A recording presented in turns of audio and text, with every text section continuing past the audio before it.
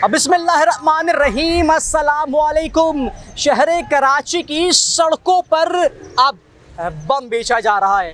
बम से क्या मुराद है? बम से मुराद ये कि पिछले दिनों हैदराबाद के अंदर एक वाक़या पेश आता है। वो वाक़या ये था कि मदरसे के नीचे सिलेंडर्स की दुकान पर एक सिलेंडर फटता है और उसके बाद 30 से ज़ायद अफराद या लगभग 30 के करीब अफराद जो है वो इस दुनिया फ़ानी से कूच कर जाते हैं। इस पर गवर्नर सिंध कामरान खान टिसोरी ने भरपूर एक्शन लिया और कार्रवाई भी करने का मुतालबा किया, लेकिन कराची की सड़कों पर कदम कदम पर जगह जगह ये सिलेंडर्स जो है वो खुलेआम बेचे जा रहे हैं। अब इस वक्त मैं मौजूद हूँ कोरंगी नंबर 5 के मेन शॉप पर, जहाँ अगर मेरा कैमरामैन कैमरे को पैन करेगा ज़रा तो ये गाड़ियों की भरमार आपको दिखाई देगी।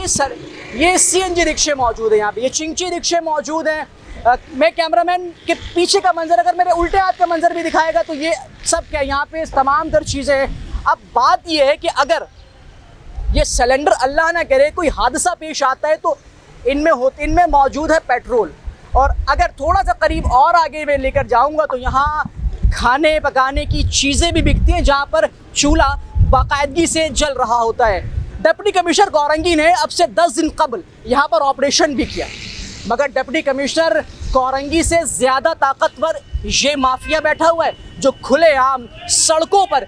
और ग्रीन बेल्ट की बात करें तो सुप्रीम कोर्ट ऑफ पाकिस्तान के मुताबिक ग्रीन बेल्ट को साफ होना चाहिए, मगर हैरत की बात ये और अफसोस का मकाम ये कि डिप्टी कमिश्नर के होते हुए भी ये अनासर इतने मजबूत हैं, इतने ताकतवर है कि डिप्टी कमिश्नर कोरंगी हो या लांडी टाउन के चेयरमैन हो या कोरंगी टाउन के चेयरमैन, इन तमाम तर लोगों पर ये अनासर इंतहाई भारी दिखाई देते हैं।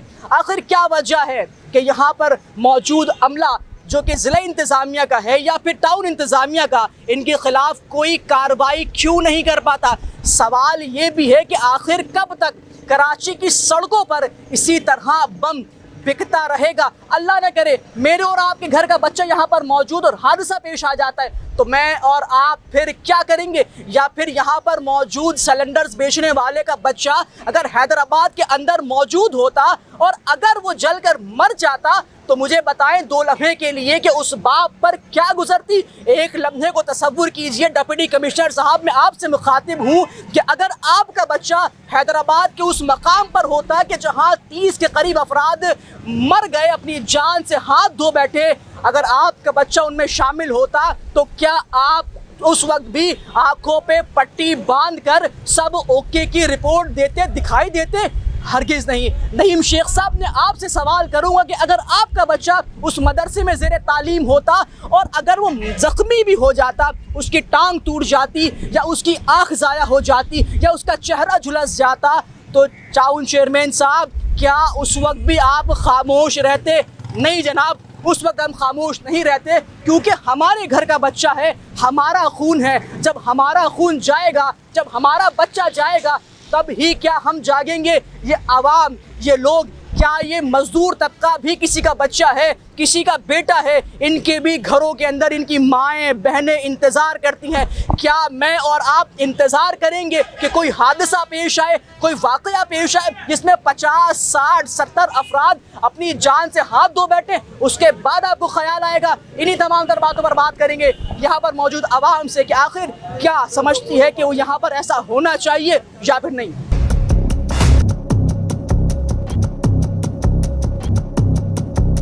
सवाल मैं सर आपसे ये करूंगा, कराची की सड़कों पर खुलेआम बम बेचा जा रहा है, इंतजामिया खामोश है। अल्लाह ना करे मेरा और आपके घर का बच्चा अगर जख्मी हो जाता है तो क्या हम तब जागेंगे? क्या कहेंगे?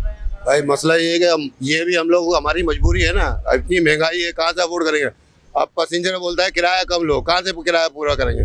अगर पेट्रोल पे चलाते हैं तो इसी में पूरा हो जाएंगे, 1500 रुपये तो भाड़ा है गाड़ी का, तो फिर कहाँ से पूरा करें? तो इस मजबूरी में हमें डलवाना पड़ेगा। अगर पेट्रोल सस्ता हो, हमें जरूरत ही नहीं है इसकी। क्या आपकी बात दुरुस्त है? क्या ये खूबसूरत नहीं हो कि इनके लिए अलग मकाम होना चाहिए? एक बंद मकाम होना चाहिए जहाँ तमाम अब इनके पास सिलेंडर्स भी वो है कि जो कि खत्म शुदा है। क्या ये बेहतर नहीं है कि जांच पड़ताल होनी चाहिए, चीजें बेहतर होनी चाहिए? सबका फायदा है इसमें, हमारा भी फायदा है। हैदराबाद के अंदर वाकया हुआ, हम अभी खामोश है, हम इंतजार करते हैं क्या हमारे साथ कोई वाकया पेश आए तब हम होश के नाखून लें? नहीं, इंतजार क्यों करेंगे? जाहिर है जब हमारे को सहूलत मिलेगी हमें भी, तो हम इन चीज़ों पे क्यों जाएंगे? खुद भी समझदार हो। सर ये 2 मिनट के लिए मुझे बताइएगा, बिल्कुल दुरुस्त बात की और इस चीज़ से मैं अग्री करता हूँ कि जनाब आपकी मजबूरी है। 2 लम्हे को सोचिए कि डिप्टी कमिश्नर जो ज़िले का मालिक है, क्या वो इतना कमज़ोर है कि वो इन जैसे तत्वों को, इन अनासर को हटा नहीं सकता? डिप्टी कमिश्नर कार्रवाई करता है, 10 दिन बाद फिर ही आ जाते हैं, क्या कहेंगे? लावारिस लोग हैं हम? नहीं, ऐसा तो नहीं है कि डिप्टी कमिश्नर कुछ नहीं करें, वो आते हैं, ये लोग भाग जाते हैं। उनकी एक कोशिश होती है कि ये ना हो यहाँ पे, पर देखो ये रक्षे वाले खड़े, मैं खुद रक्षे वाला हूँ। ये हमारी ज़रूरत है, ये हमारी ज़रूरत है। हमारी ज़रूरत क्या है? हमारे बच्चों का रोजगार, और हमें ये करीब पड़ रहा है। बिल्कुल ऐसे ही। तो लिहाजा इसका ये किया जाए कि इनसे फीस ली जाए, इनको लाइसेंस दिया जाए और एक सेफ सिक्योरिटी के तहत इनको भरा जाए। जिस तरह से पेट्रोल पंप के ऊपर होता है कि आप सीट से उतर जाओ, ठीक है ना, फिर पेट्रोल डलेगा। और हर पेट्रोल पंप ऐसा नहीं होता, सिर्फ और सिर्फ मिलीनियम के सामने पंप है, वहाँ पे मैंने भी पेट्रोल डलाया। वहाँ के पेट्रोल डालने वाले ने मुझे कहा कि भाई गाड़ी से उतर जाओ, ये आपकी सिक्योरिटी है। तो लिहाजा हमें भी ये अब अच्छा काम है कि हमें सिक्योरिटी दे रहे हो, तो ये कि देखो हम इनसे जुड़े हुए हैं, ठीक है, गवर्नमेंट हमसे जुड़ी। एक बात बताइएगा, मैं आपकी तमाम बातों से अग्री करता हूँ और आप हक कह रहे हैं कि आपकी मजबूरी है। 2 लम्हे को मुझे बताएं, अल्लाह न करे जिस कंडीशन में ये सिलेंडर्स यहाँ पर मौजूद हैं, कोई हादसा पेश आ जाता है, अल्लाह ना करे, तो एक चीज मैं आपको याद तो एक मुझे अब हादसा पेश आ जाता है तो उस वक्त क्या कहेंगे? फिर हम ये इंतजामिया के ऊपर डालेंगे जनाब इंतजामिया की गलती थी। इंतजामिया कहाँ है? इंतजामिया क्यों नहीं कर रही? नहीं कर रही है, यहाँ पे इंतजामिया करती है मेरे भाई। इंतजामिया गायब हो जाते हैं, फिर इंतजामिया फिर आ जाती है। कहने का मकसद ये है, इनको उठा के भी लेके गए, यार हो गए ये लोग, तो उठा के भी लेके गए इन्हें, ये बाकी उम्र यार हो गए, उठा के भी लेके गए इन्हें, और ये फिर दोबारा आ जाते हैं, तो वो भी कहाँ तलक करेंगे? देखो अगर कोई, ये जो पाकिस्तान है ना, ये कोई ऐसे ही नहीं है, ये हमारा घर है। अगर आपके घर में एक बच्चा शरारती है तो आप उसे घर से नहीं निकाल दोगे, जान से नहीं मार दोगे, आप उसे पनिशमेंट दोगे। भाई इनके साथ होता है, ये फिर आ जाते हैं, ये भी कहाँ जाएंगे? बात बिल्कुल दुरुस्त है और मुद्दा ये लड़ाई झगड़ा किसी से नहीं है। ये रिक्शा ड्राइवर है, मैंने पहले भी कहा, इनसे कोई मतलब नहीं। हम इनसे ये नहीं पूछ रहे कि आप यहाँ क्यों खड़े हैं, कानूनी गैर। सवाल सिर्फ ये कि जिस तरह से सिलेंडर्स खुलेआम बिक रहे, सुप्रीम कोर्ट ऑफ पाकिस्तान के मुताबिक इस तरह सिलेंडर्स नहीं बेचे जा सकते। इनके लिए प्रॉपर इनका एक मकाम होगा और एक लाइसेंस इनको जारी किया जाएगा, उसके तहत ये तरह से चीज़ें बेचेंगे। लेकिन यहाँ कोई पूछने वाला नहीं है। मैं सवाल जिस तरह से मैंने किया, एक लम्हे को तस्वूर कीजिए, डिप्टी कमिश्नर साहब, आप जिले के मालिक हैं, आप पर इख्तियारात है। ये क्या बात हुई कि आप कार्रवाई करने आते हैं, गायब हो जाते हैं? ये उम्र अय्यार थोड़ी है, ये यही के रहने वाले, ये 24 घंटे यहीं पर रहते हैं। आप 10 मिनट की कार्रवाई के लिए आते हैं, उसके बाद ये गायब, आप चाहते हैं वापस आ जाते हैं। अमला यहीं पर मौजूद है, अमला यही है। क्या उनकी आंखें नहीं है? सबकी आंखें मौजूद है। अभी आप यहाँ ठेला लेके खड़े हो जाएं, इंतजामिया आपके पास पहुंचेगी और आपसे पैसा लेकर चली जाएगी, लेकिन जब हटाने की बारी आएगी तो कोई नहीं हटाए। आगे चलते जिसका काम है, ये देखिए, ये बंद कर दिया इसने।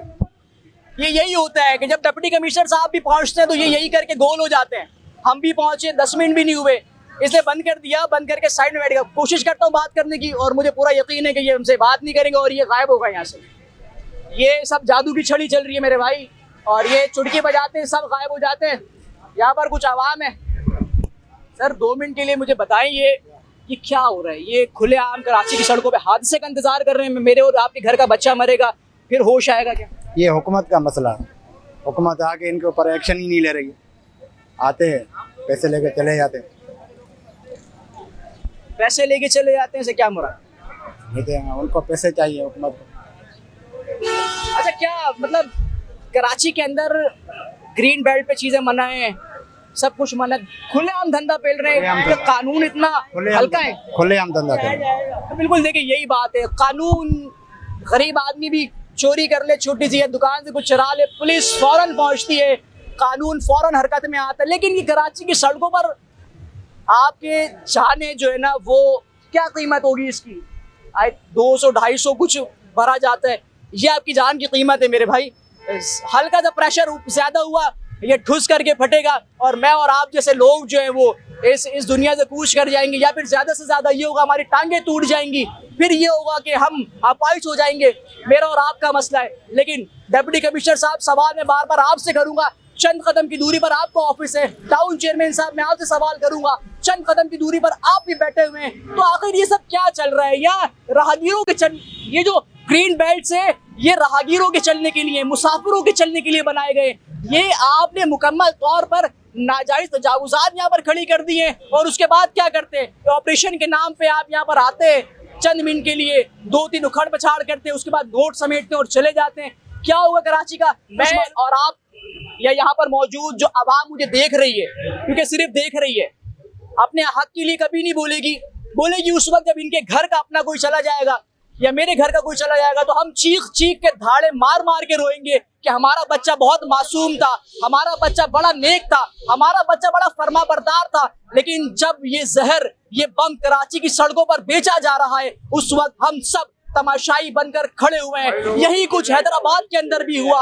अगर वहां पर मौजूद बच्चों के वालिदैन अगर ये इसरार करते कि जनाब यहाँ से ये हटाया जाए, लेकिन सब खामोश तमाशाई हैं। ये शहर जो है वो गूंगों का शहर कहलाता है। मैं और आप उस वक्त बोलेंगे जब मेरे और आपके घर का बच्चा मिट्टी के नीचे दफन कर दिया जाएगा। हम उस वक्त बोलेंगे जब मेरे और आपके बच्चे का सोयम मस्जिद में पढ़ा जा रहा होगा। उस वक्त हम मीडिया के सामने धाड़े मार मार के रोएंगे। उस वक्त माएं अपने बच्चों के लिए रोएंगी और सिर्फ एक जुमला निकलेगा कि काश हमने एहतियात कर ली होती। डिप्टी कमिश्नर साहब, दरख्वास्त मैं आपसे करूंगा, क्योंकि अवाम यहाँ पर जो है सबकी रोजी रोटी है, रोजी रोटी के आगे किसी को कुछ दिखाई नहीं देता, क्योंकि हालात भी बहुत मुश्किल से मुश्किल तर होते जा रहे हैं। दरख्वास्त डिप्टी कमिश्नर साहब आपसे है कि खुदारा इनके खिलाफ कानूनी कार्रवाई करें, और अगर ये बेचना चाहते हैं तो इनको इनके मुताबिक इनकी जगह दी जाए, और जिस तरह से एक मयार होता है सिलेंडर का, वो मयार इनसे लिया जाए, चेक किया जाए कि आखिर जो सिलेंडर ये बेच रहे हैं यहाँ पर, वो सिलेंडर क्या इस काबिल है या डिफेक्टिव पीसेस में बेचा जा रहा है। क्योंकि कराची की सड़कों पर जो है वो सिलेंडर्स की जो क्वालिटी है, वो उसका मयार अगर आप चेक करेंगे तो शायद मैं और आप शर्मिंदा होकर शर्म से डूब के मर जाएंगे। इसी के साथ इजाजत दीजिए, अल्लाह हाफिज।